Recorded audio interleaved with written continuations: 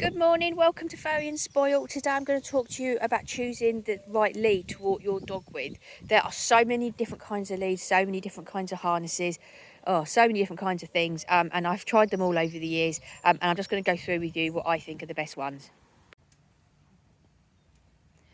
Right, so the first thing that you need to think about is whether you're going to use a collar or a harness.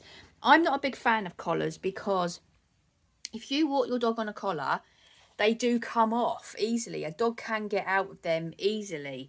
And if you've got a dog that is going to get scared of anything and might freak, really easy for them to get out of a collar.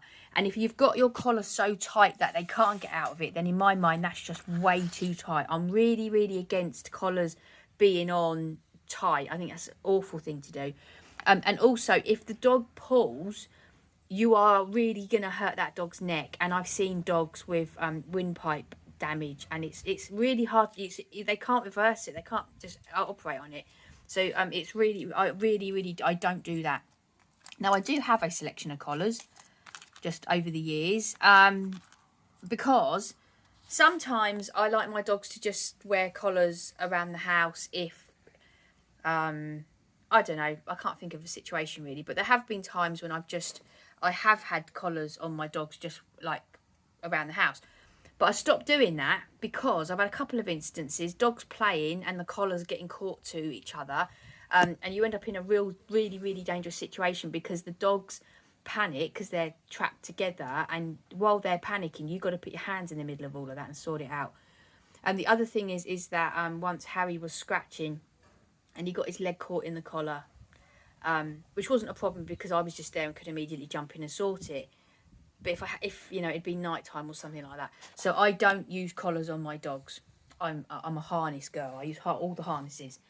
So first of all, I'm going to show you the one. Right, so this is the one that I use all the time. I'm such a big fan of these harnesses. We've got Humps here having a look. I'm such a big fan of these harnesses. Now, you have to, how it works is, in a minute, I'm going to show the dogs wearing them. But how it works is, sorry, I'm just getting bombarded with dogs here. How it works is that you put the dog's head through the harness, and then you do have to feed their legs through it. So the dog's got to be okay with you lifting their legs up. So the dog's got to be okay with being handled, and they've got to be okay with you lifting their legs. So that is the one that I use all the time. Now I'm going to come back to that one in a minute, because what I want to show you first is, if you've rescued a dog and you've got a dog that's anxious and not very good at being handled, or maybe a dog that's old and has got some injury in the front legs, then this is the one I'm using. So this is Humps here. So he's our new little boy. We've had him for just over a week now. He's come from Korea. And he has got all kinds of behavioural issues. He's having a good old drink there. He's not nervous with us. He's very okay with us. But he's very nervous about stuff. And when he's not very good at having his front legs lifted up. Now, sorry, there are dogs everywhere. He's not very good at having his front legs lifted up. Although I have to say, I've been working on that, and he's got actually no problem now. But so what I've been doing is I've been using this harness. Now, let me just make sure, I do not like this harness. It's plasticky, it's too big. It's not too big for him, but I mean, it's too much stuff. You don't need to have all this stuff in a harness. And I think for a nervous dog, putting a harness on with all this stuff isn't necessarily a good thing. So I'm not actually a massive fan of this harness. But the reason that I'm using it for Humps is because all you have to do is put his head through that hole there, and then all you've got to do is clip it up at the sides. So in a minute, you'll see a bit of a clip of a video of him with it on. And then you just clip it up at the sides, which means you haven't actually got to feed their legs through anything. So go and watch, the video will be up now of watching Humps with this harness on. And you can see how it sits on him and how you clip it on at the side.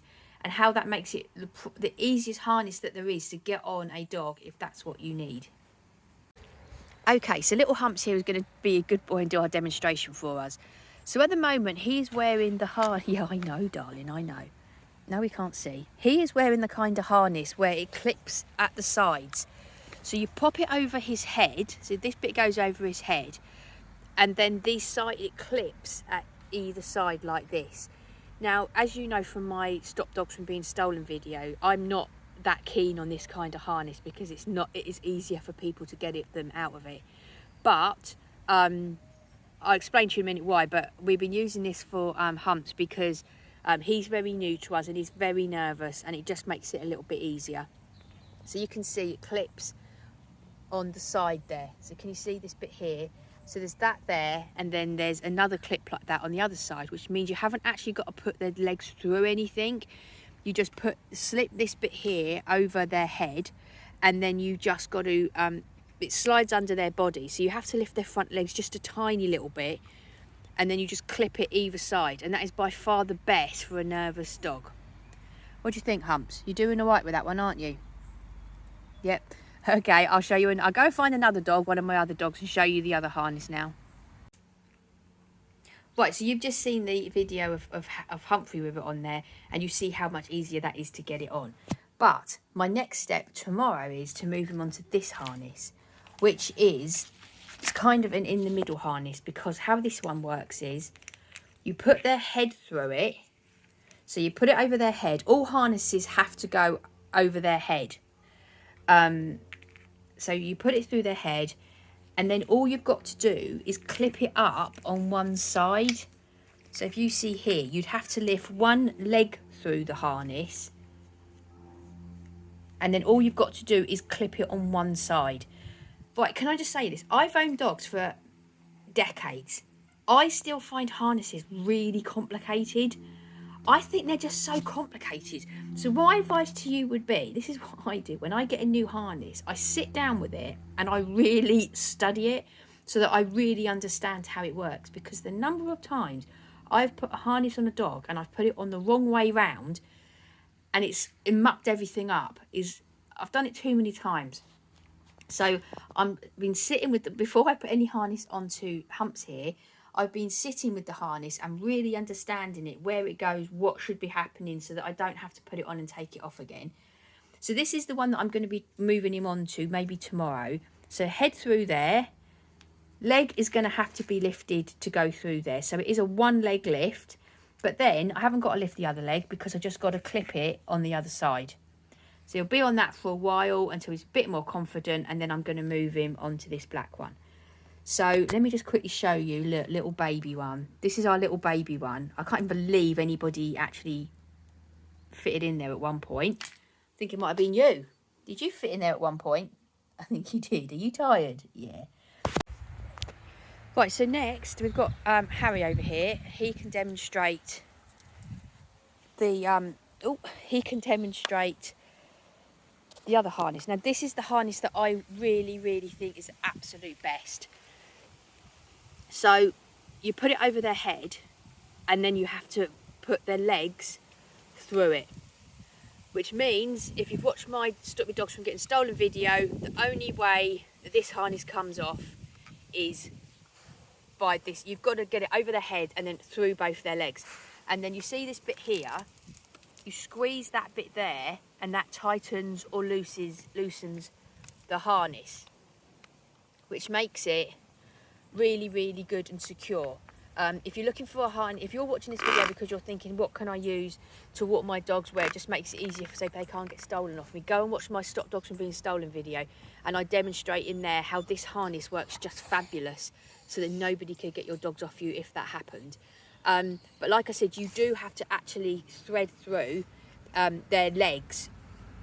So you've got to have a dog that's really okay with being handled, and doesn't mind his legs being, they're not bent, but you know, they are kind of, you know, the legs are lifted up and folded, so it does make it a little bit harder. So your dog's got to really be okay with being handled, and like I said, eventually I will get Humps here onto that kind of harness. It's just at the moment, because he's so new to us, he's only been with us for a week and he's come from Korea, and so this harness that I've got him on is much better just from a handling perspective, but it's not much better and also the other thing I don't like about the harness that Humps is on is that it's thick, it's clunky, there's a lot to it. It just is, I just don't like it. Whereas these ones, there's hardly anything to it, and they are padded so they don't hurt the dogs, but there's hardly anything to it. And the other thing is that in the summer, that one that Humps is on would be way too hot. So we're just coming into September now tomorrow, and it's an awful lot cooler this morning than it has been, an awful lot cooler than it's been, and so he's fine with that. I got Harry down here whining because he wants someone to throw his ball. But we'll see the one with, even in the when it was really, really hot. Not that I would walk my dog when it's really, really hot, but you know, in the summer, this harness is a really good one because there's no padding to it. There's nothing to it to extrally warm the dog up. But I better go and throw this ball. See you in a bit. So once you've got yourself sorted out with a harness or halter or collar or whatever you're going to, that part of walking the dog, you've then got to work out what kind of lead you're going to walk them on. Now, this very much depends on the size of your dog.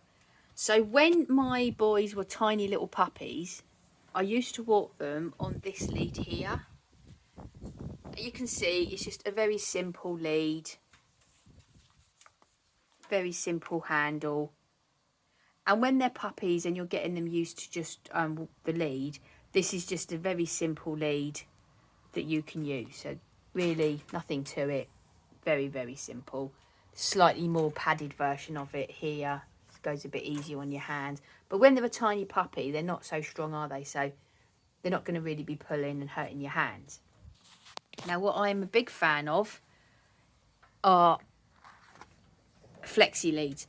Now, I know there are loads of people out there who don't like them because there have been different accidents and stuff with them. I'm very aware of the different accidents and stuff that there have been with them, and I have found solutions for them all. So I am completely confident when I'm walking my dogs. So the first thing I want to say is that when you go and buy one of these, you buy them to how heavy your dog is, and then that's how they work. So how heavy your dog is, that depends on which lead you get. I don't take any notice of that because this is the thing I want to take notice of, and this is what makes them safe in my mind is, you see this one here, can you see you've got that stringy bit? So you've got that bit there at the top, but then it goes to this stringy bit, and then that goes into the lead. So this is a flexi lead, you've got the lead, then you've got this stringy bit, and then you've got the bit at the top. I don't like that because if you have an emergency and you need to grab the lead, you're grabbing that stringy bit, and that's going to that will slice your fingers right off. That's very, very dangerous. So that I don't use them at all. I did, you can see I own one, but as soon as I got it, I was like, that is not going to work. And I could see all the problems. Because before these three here, I always had massive dogs who would never, massive dogs don't work on flexi leads.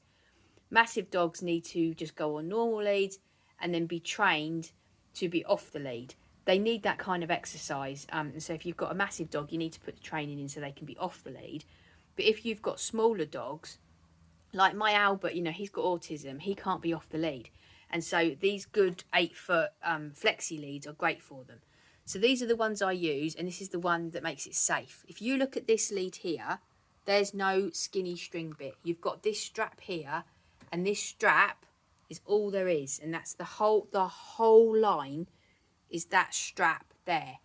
Now that strap means if you have to suddenly grab it because some emergency has happened, you can do, and it's not going to hurt your hands. Can you see it there? And it also means, and something else I do is, and a big problem with these flexi leads is that if you are walking along a main road and you've locked them, so in case you're really new to dog ownership and you don't know, you can press that button there and that locks the lead, or you can push that little button up there and that completely locks it. So you can let go and the lead is locked. Now, it's never happened to me, but I've heard stories of people wandering along a busy road, and even though it's locked like that, it has somehow the mechanism hasn't worked, it's come undone, and the dog has ran into the road and got killed. So what I do if I'm on a busy road or crossing a road or anything like that, I lock it, so it's absolutely locked, but then I hold on to that bit there. So I've got two hands on it. This hand, it's locked, I'm holding it, and then I back it up by holding on to it with that hand there. Now, at the moment with Humps, I'm walking two dogs. So what I do is I put both of this part of that. So I hold this part of the lead so I put them both into my one hand, and then with my other hand, I hold that part of the lead. So the back up there. So if this part lets me down, I'm backed up by holding on to that bit. And also it means this bit here, because it's thick, it's just like a lead, that isn't going to slice your fingers in any way if you suddenly get pulled an awful lot. The other thing I like about this lead is that you've got this little storage pot here, which I use for treats, and it's brilliant. Just a great place to keep your little treats.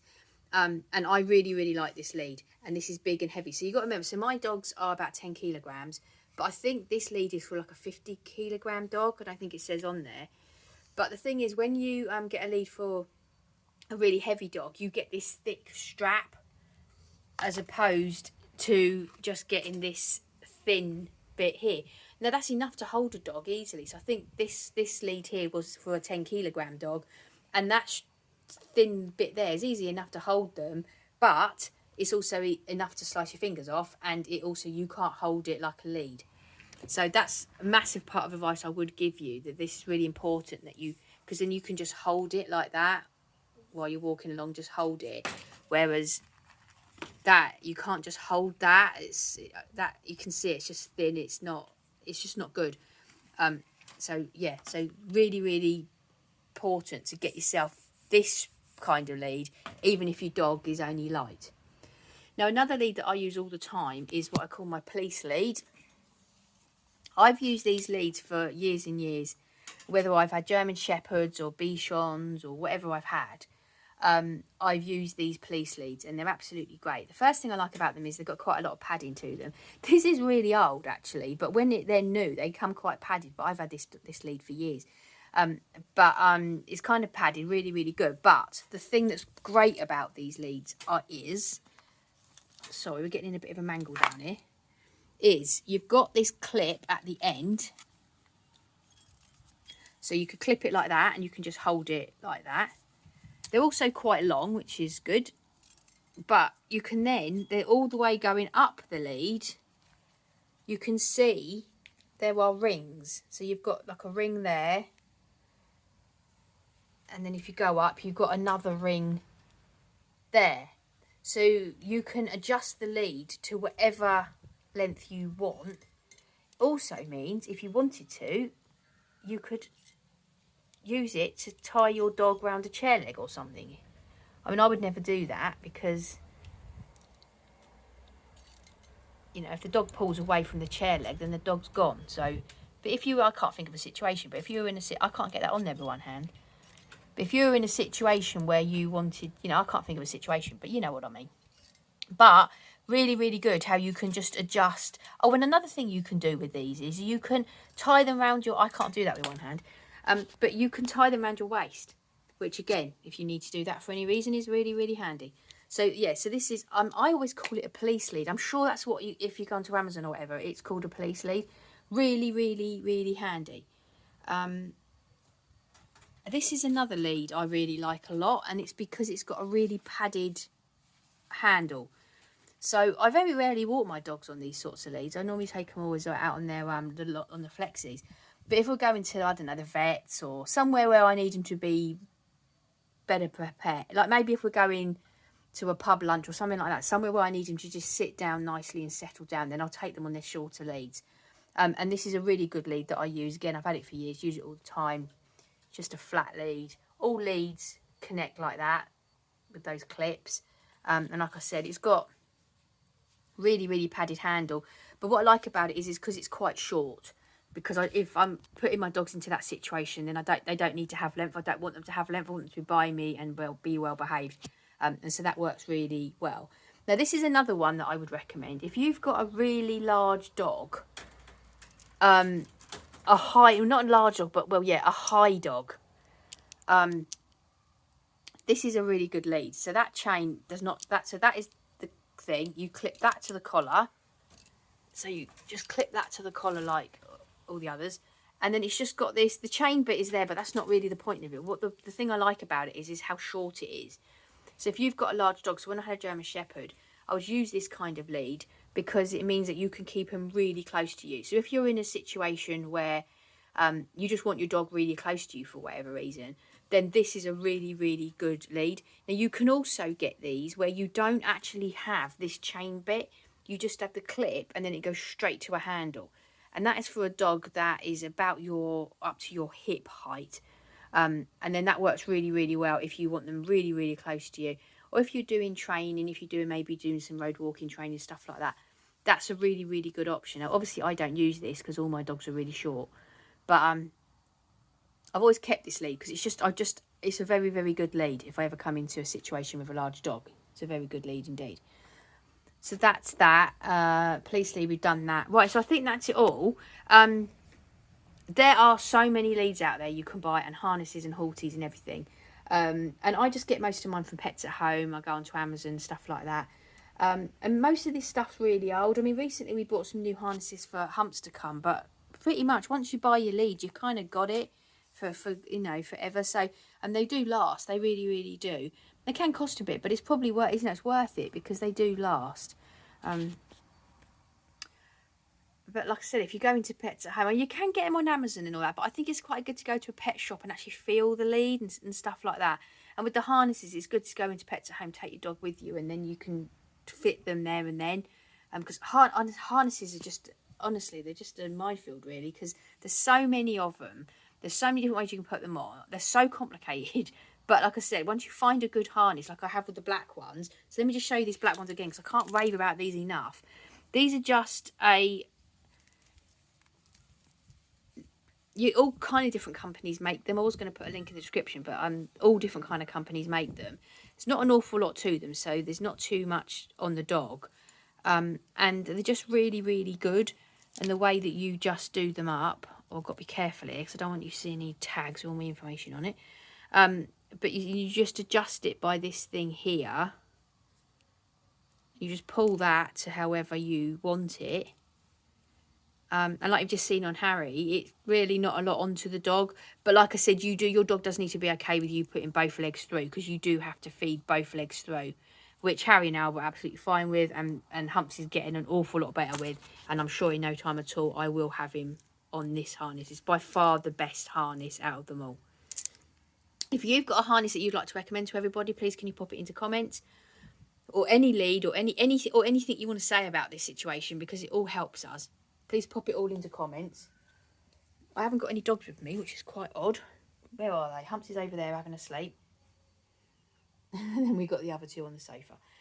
Okay, so thank you very much for watching. I hope you have a lovely day. I'll see you in the next video. Bye-bye.